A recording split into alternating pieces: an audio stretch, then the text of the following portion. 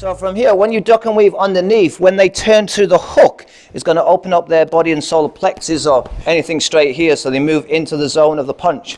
What's happening is with the pad is you're treating it that you're far too far away and you're over here. We want to learn that from here, that when that hook's coming, that you dip here, so your head's more or less in the middle of that chest. Then you weave underneath it. Their body's naturally going to go past, and before they get a chance to finish the hook, you're already filling this gap. So I'm here, so if I go 1, 2, 3, and then the hook comes, I need to get used to that, and then that counter hook. So there, 1, 2, 3, dip, that's here. Head's more or less in the center line where his solar plexus are. I then just weave or roll up underneath that part. So I'm here. Next part is I'll just tap the shoulder. There's your hook. Okay, so I have weave, and then hit straight back.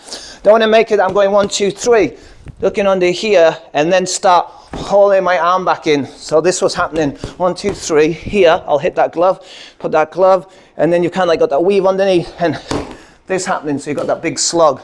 We want 1, 2, it should be nice and tight. There, 1, 2, 3, here, nice and tight, and then moving in. So if we've got a set of focus mitts, those on.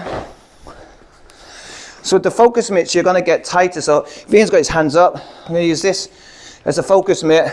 I'll set, and then I'm deliberately going to get the focus mitt flat the pad, and then I'm going to go for the jaw line and literally go like that. And then as quickly as I can as the pad holder, drop this out the way and have that pad literally set as quickly as possible.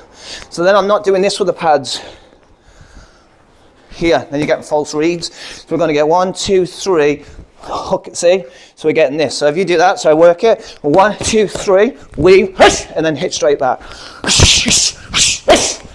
See, and then we're set there, and then you set it across his hand. That make sense?